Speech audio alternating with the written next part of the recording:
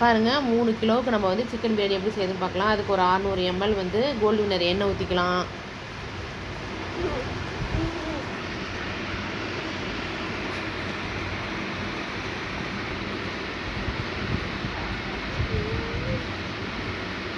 அப்புறம் நெய் பாருங்கள் ஒரு 300 ml ஊற்றிக்கலாம்.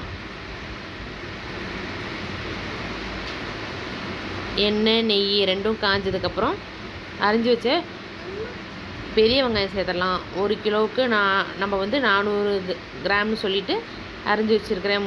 3 கிலோவுக்கு அதை சேர்த்துருவோம். நம்ம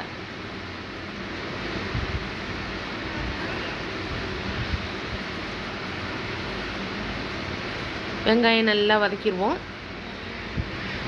வெங்காயம் வதங்கிட்டு இருக்கும் போதே நம்ம பாருங்கள் அரைக்கிறதுக்கு பட்டை சேர்த்துக்கலாம்.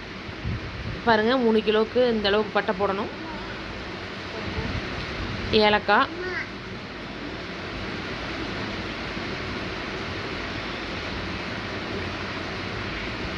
கிராம்பு, மிளகு பாருங்கள்,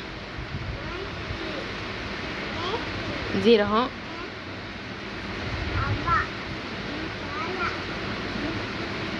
அடுத்து மிளகாத்தூள்,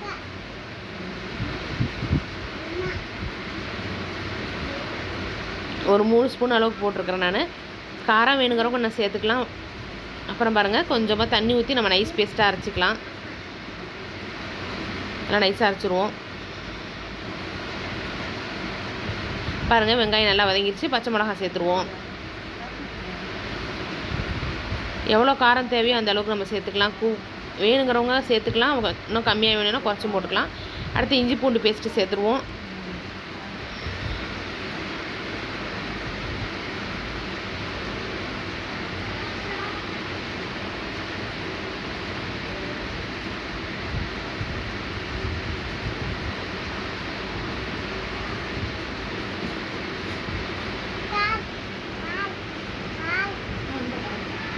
பாருங்கள் இஞ்சி பூண்டு பேஸ்ட்லாம் வந்து சேர்த்தாச்சு.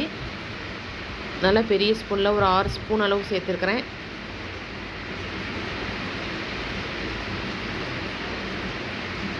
அடுத்து மஞ்சள்தூள் சேர்த்துக்கலாம். பாருங்கள் இஞ்சி பூண்டு நல்லா வதங்கிடுச்சு.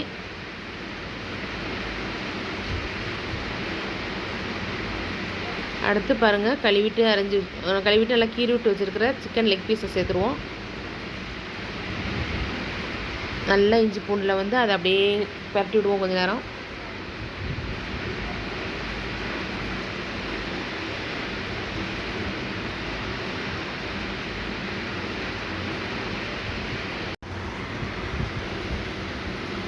பாருங்கள் லெக் பீஸை சேர்த்துட்டு அதுக்கு தகுந்த அளவுக்கு உப்பு சேர்த்துக்கலாம்.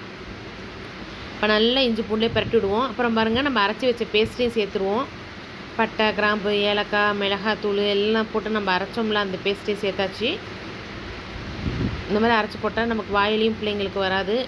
பட்டை கிராம்புலாம் சாப்பிட ஈஸியாக இருக்கும். பாருங்கள் அடுத்து கொஞ்சமாக அலசி அப்படியே அந்த தண்ணியை ஊற்றிக்குவோம். அப்போ நமக்கு அந்த சிக்கன் பீஸ் வந்து அந்த தண்ணியிலேயே அப்படின்னு கொஞ்சம் வேகும். தக்காளி பாருங்கள் 1 கிலோவுக்கு 400 கிராம்னு சொல்லிவிட்டு ஒரு 3 கிலோவுக்கு அளவுக்கு நம்ம வந்து எவ்வளோ தேவையோ அந்த அளவுக்கு நான் அரிஞ்சு வச்சுருக்கிறேன். இப்போ தக்காளியும் சேர்த்து நம்ம நல்லா வதக்குவோம்.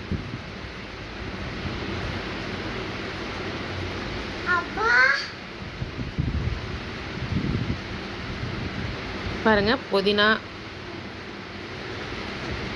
கொத்தமல்லி தழை எல்லாம் சேர்த்துருவோம். எல்லாம் நல்லா 2 பிடிச்சா சேர்த்துக்குவோம். அப்போ பாருங்கள் எலுமிச்சப்பழம் 2 பழம் புளிஞ்சு வச்சுருக்கேன், அதையும் சேர்த்தாச்சு.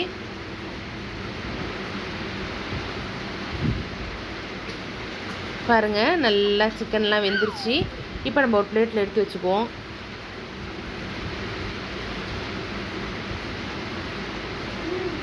இந்த மாதிரி எடுத்து வச்சிட்டோம்னா அந்த தண்ணி ஊற்றுறதுக்கு முன்னாடி எடுத்துட்டோம்னா நம்ம உப்பு காரம் அந்த மசாலோட டேஸ்ட்லாம் சிக்கன் பீஸில் அப்படியே இருக்கும். தண்ணி ஊற்றிட்டோம்னாக்கா அப்படியே எல்லாம் வெளியே வந்துடும், அந்த காரம் உப்பு புளிப்பு எல்லாமே. அதனால் நம்ம சிக்கன் பீஸை பூரா எடுத்துருவோம். இப்போ பாருங்கள் நான் குக்கரில் செய்கிறேன். அதனால் நான் வந்து கரண்ட் குக்கரில் வந்து அந்த மசாலாவை பூரா நான் வந்து குக்கரில் மாற்றிட்டேன். இப்போது தண்ணி பாருங்கள் அளந்துடலாம். 1க்கு 1 1/4 1/2 அப்படி வச்சுக்கலாம். பழைய அரிசி இருந்தால் 1 1/4 வச்சுக்கலாம்.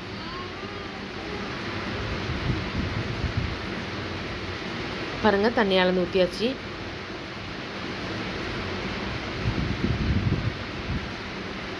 உப்பு சரியாக இருக்கான்னு இந்த தண்ணியிலே பார்த்துக்கணும்.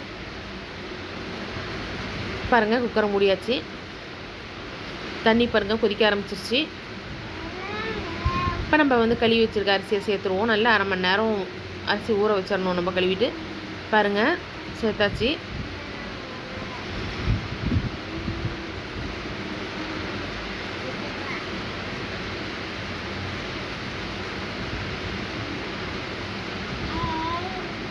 நல்லா அரிசியெல்லாம் சேர்த்து கிண்டி விட்றணும். அப்போ தான் எல்லா பக்கமும் மசாலா வைப்படும்.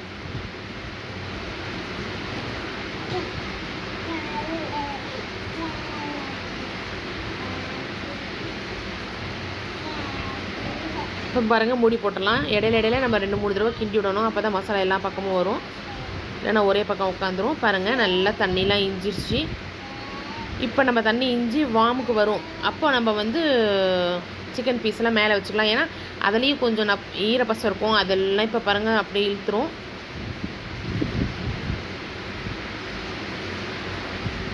நம்ம சிக்கன் பீஸ்லாம் வச்சு மூடி போட்டுடலாம். மூடி போட்டு நம்ம வந்து ஒரு புழுங்க விட்டுறலாம். ஒரு 5 நிமிஷம் 10 நிமிஷம். தோசைக்கல்ல வச்சோம்னா அதே மாதிரி தான் தண்ணி இஞ்சினோடனே நம்ம கொஞ்சம் தண்ணி இருக்கும் போதே வைப்போம். அந்த டைமில் இந்த மாதிரி வச்சுக்கலாம். நம்ம வச்சு மூடி போட்டுடலாம் சிக்கனை வச்சு. பாருங்கள் நல்லா டேஸ்ட்டான சிக்கன் பிரியாணி பிடிச்சிருந்தா லைக் பண்ணுங்கள், ஷேர் பண்ணுங்கள், கமெண்ட் பண்ணுங்கள், மறக்காமல் சப்ஸ்கிரைப் பண்ணுங்கள்.